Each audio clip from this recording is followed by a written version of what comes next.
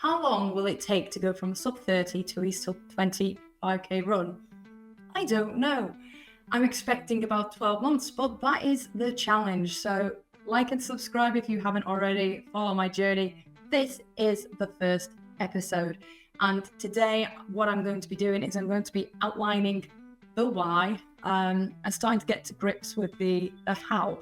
And I am going to be using Coach Miles, my ChatGPT coach, to help me along my journey. And I am going to show you exactly how I'm using Coach Miles to help and probably to argue within today's video. So looking at the why from a background, I've never been a fast runner. I hated running. I remember running cross country and complaining at school saying, why do we have to do this? I was faking knee injuries. I just hated it. I hated running. I only started enjoying running when I learned to pace myself and go slower. I do like to run fast now, but generally I don't. I do a lot of long distance stuff, so it's all about running slow. I've got a good base behind me. I haven't really ran for about 3-4 months. I've done bits and I do triathlons, so I do stay active, swimming, biking and running. A lot of cross training helps me to keep control of any injuries and niggles, which I do not have any at the minute. So we're starting at a pretty good place, really. The only health thing I have is a bit of autonomic dysfunction, which is a very fancy way of saying my blood pressure and heart rate are a little bit bonkers, and we're trying to get to the bottom of why, so it can affect my energy levels and hormones, and I occasionally collapse when I get up to stand. So fun times. That's going to be my biggest sort of setback with this challenge. So it's sort of managing that. And obviously injury or burnout are probably top of the list of what I'm expecting to be the big problems. How long it's going to take? Anyone's guess. Last time I ran 5K properly with a proper effort was May. So it is the 23rd of July now. And I do have the stats for that, which I'll show you in a minute. But it was 28 minutes something or other. I've never gone under 28 minutes. So typically I'm a 28 to 30 minute runner. Wasn't always, but when I was running, and I was running about 45-minute 5Ks, I kind of had this little strategy, which is what I'm going to be working on in this, and that got me under 40 minutes. And then I followed the same strategy, and that got me under 30 minutes. So I've been consistently doing sub 30s, 28 to 30 minutes. I say not really ran it properly for a few months because everything's been a bit all over the place. But seem to be turning a corner other than collapsing the other day. But hey ho, we will work with what we've got. I'm not going to do a 5K test. This week is test week. So that's going to be the next video will be my test session, which will probably be done tomorrow. I do have something in mind for that, but I'm going to discuss with ChatGPT with you all here so you can see what the decision is there. So why do I want to get to a sub 20? Well, I'd like to get to a sub 25, but then, I'd like to get to a sub 20, so hey ho.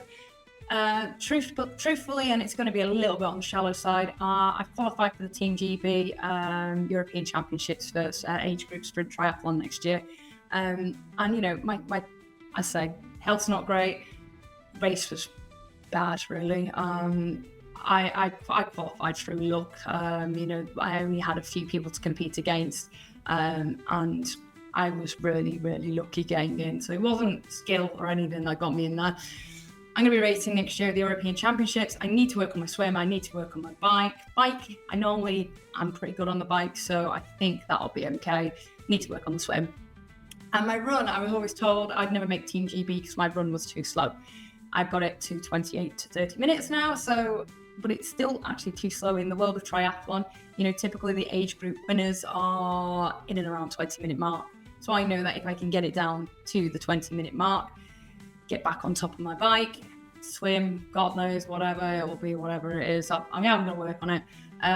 But that run will really help. I actually really enjoy running now. I ran yesterday. I did like a brick session where we go on the bike and I went for a run after, and I loved it. It's just so freeing feeling my legs move around. And I think it's one of those when I can't run for a while, I really do start to miss it.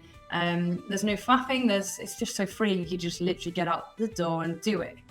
I don't really train properly for running. I do different intensity work. I focus more on the long run in triathlon, so a bit of intensity in the week, long run, and a brick session somewhere where you run straight after the bike. But on a whole, I don't really target getting faster at any distance. I just do and try and manage it, and I say no injuries, so we are all good. My background is biomechanics, is movement and injury prevention, so this is going to be an interesting challenge. How well can I prevent my own injuries before they happen? Should be interesting. So that is hopefully the background. What I'm doing, sub 20. How long is it going to take? Who knows? Hopefully as quickly as I can. Hopefully next week. Not going to happen. We can live in there. But then, if I could be sub 20 next summer, I will be over the moon. But then, to be fair, if I only get to 23 or 22 minutes next summer, I will still be stoked. It's going to make me so much closer to my goal. So that is what I'm after. So that is the what and the why. We are going to go on to the how. So I will be doing this with my trusted coach, Coach Miles. Wrong one. There we go. So introducing Coach Miles. Coach Miles is my ChatGPT coach. I will load this up so you can actually see it. So what I want to do is I want to do a SWOT analysis.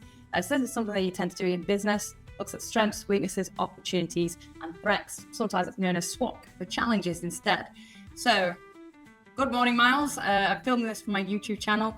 And I've set a target to do at least sub 25k. My current PB was 4 months ago and was 28:43. So I do actually have that here. I will show you it here. So if you go on my training peaks, 5k, we click that one. Park run PB 28:43, 5.01 kilometers will let me off with that. So that was my PB, and it was 15th of March 2025. So I've not ran much due to crazy issues I've been mentioning. I'm quite optimistic. I've not lost much in the way of pace. Nothing I won't get back within a few weeks. So I probably have got slower, but it's not going to be a whole lot. The fitness will still be there. It's just getting that cardiovascular system turning over. Injuries, none, no niggles, no major imbalances. I have an ACL graft 10 years ago. I've got slightly bumpy hips, but there's nothing problematic. I don't have a time scale as quickly as I can manage without risking injury or burnout. I'm hoping to maybe close next summer, as being close to 20 minutes is going to happen with the European Championships. This week will be test week. I don't want to do threshold tests, don't like them, or even a 5k. I want to test myself at the necessary pace. So this is a slight twist on the testing. Can my body physically run at the pace, which I believe is 15 kilometers per hour? I do have a treadmill in the gym over there. So warm up and aim for 1 minute at pace. If that succeeds, test recovery. So it's all well and good me running at 15 kilometers per hour. I might be recovered in 30 seconds. I doubt it. I might be recovered in 60 or 90 seconds. I'd expect at this present moment in time, it's going to be more towards the 90, but I think, quite quickly it will go more closer to 60. I do tend to recover quite quickly normally, but I'm a little bit undertrained at the moment. How long, if that succeeds, test recovery, how long does it take my heart rate to return to normal? Ideally, repeat until I'm struggling or form shows signs that it's going to break down. Can you help me make a SWOT analysis so I can prepare the first week's training after the test session, basically?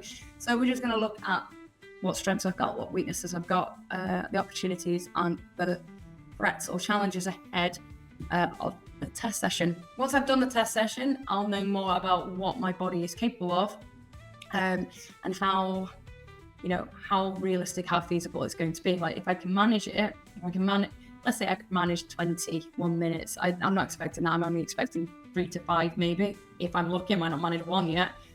But if I can manage 20, then realistically, it's only an energy system issue where it's just training my body to do them without that break and that recovery.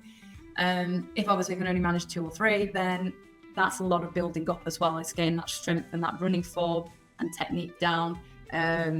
So here's what Miles has said.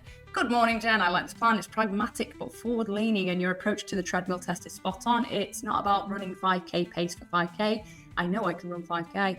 It's about exploring what your body does at pace in short bouts with control.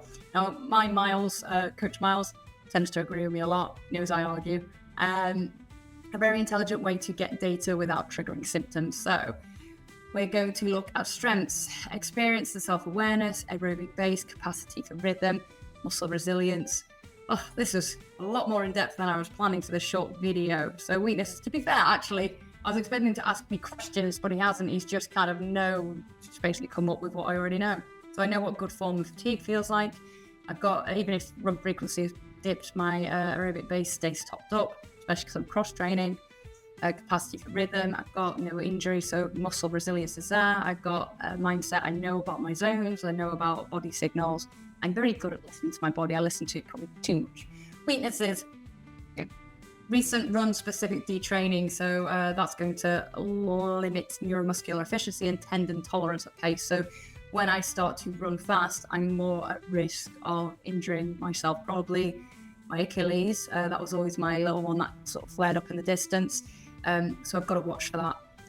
Autonomic dysfunction doesn't tend to be affected by running. It's more swimming and standing up and cold and temperature. So should be okay with that. Fingers crossed. It might just be more energy dips. No current benchmark without recent threshold RPE data. Pacing efforts could feel ambiguous. Yeah, it's about the minute I'm finding out as I'm running my heart rate. Normally I'm quite aware of my heart rate. My heart rate feels higher than it would do normally.